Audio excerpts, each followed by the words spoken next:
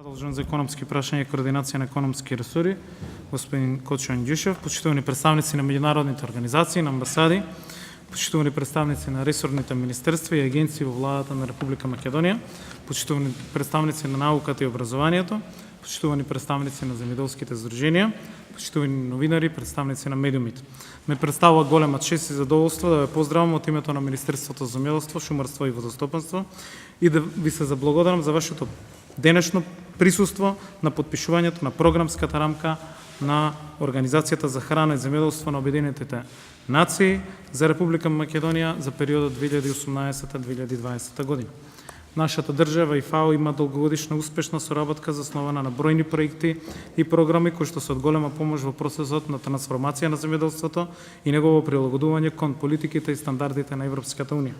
Оваа соработка се темели на доверба и партнерство, многу значени на патот на евроинтеграциите на Република Македонија и за остварување на целите кон кои што се стремиме, а тоа е европско, модерно, одржливо и конкурентно земјоделство, што ќе овозможи достоинствен живот и подобар стандард за живење на нашите земјоделски семејства и општо за граѓаните на нашата земја. Република Македонија има природен потенцијал и извонредни климатски почвени услови за квалитетно и конкурентно земјоделско производство, што представува добра основа, но не е доволно да се постигнат поголеми приноси, поквалитетни производи со додадена вредност и повисоки приходи од земјоделската дејност. Неповолната структура на земјоделските стопанства, малите и фрагментирани земјоделски парцели оневозможуваат примена на современа технологија и инвестиции за развој, а следствено на тоа не ги даваат посекуваните резултати. Зголемениот конкурентски притисок од либерализацијата на трговијата со земјоделски производи представува сериозен предизвик на најголемиот дел од македонското земјоделско производство. Земјоделците не се соодветно организирани за да ги почувствуваат бенефитот од здружувањето на пазарни основи, а нивната едукација и информираност не е на потребното ниво. Овие состојби представуваат силен мотив и обврска во процесот на прилагодување кон заедничката земјоделска политика на Европската унија. Република Македонија како земја кандидат за полноправно членство во Европската унија не само за да ги почитува основните одредби и начала на европските политики за земјоделство и рурален развој, туку заради сопствениот интерес да воспостави долгорочна стратегија за развој.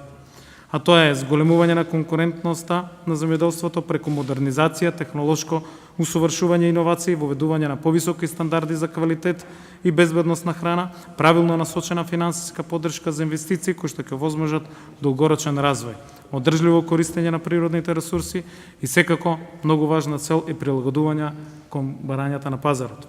Во овој контекст, програмската рамка на ФАО за Република Македонија за следните години целосно ги рефлектира потребите за поддршка на краток и на среден рок, а во неа се утврдени 3 приоритетни области: зголемување на конкурентноста на земјоделскиот сектор, подобрување на животот во руралните средини преку одржлив рурален развој, јакнење на капацитетите за одржливо управување со природните ресурси и прилагодување кон климатските промени. Очекуваме дека проектите кои што ќе се развијат во рамки на трите овие сектори ќе дават силна поддршка и ќе обезбедат потребната експертиза за спроведување на реформите кои што ги отпочнавме во текот на изминатата година. Дозволете ми да ги истакнам клучните, од кои повеќето се спроведуваат со техничка помош на ФАО и во тесна соработка со други донатори во земјата, а овде би сакал да ја потенцирам поддршката од Европската унија преку ИПА проектите. Окрупнување на земјоделското земјиште со кое директно се оди кон решавање на еден од главните проблеми за конкурентно земјоделско производство, а тоа се малите и фрагментирани парцели. Обезбедување на прецизни информации за соодветноста на културите и сортите за дадени производни региони. Започнат еден многу важен проект реонизација, агроеколошко зонирање на земјоделството според почвено климатските услови на районите, изработка на листи на препорачливи култури и сорти.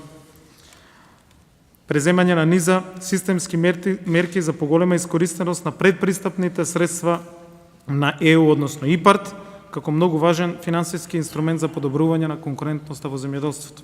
Започнати се капитални инвестиции во системите за наводнување и во нивна рехабилитација на постојните системи за наводнување и темелна трансформација на шумарскиот сектор како една од клучните реформи.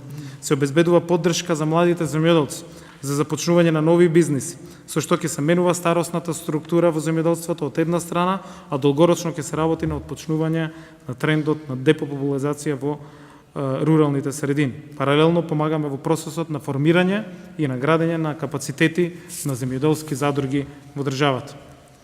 Една од клучните реформи на кои што се фокусираме во овој период е создавање ефикасен земјоделски советодавен систем, кој што ќе испорачува квалитетни советодавни услуги што им се неопходни на земјоделците. Затоа го предложивме и новиот предлог закон за советодавен систем во земјоделството. Заокружувањето на системот на безбедноста на храна е еден од важните приоритети во периодот до 2020 година.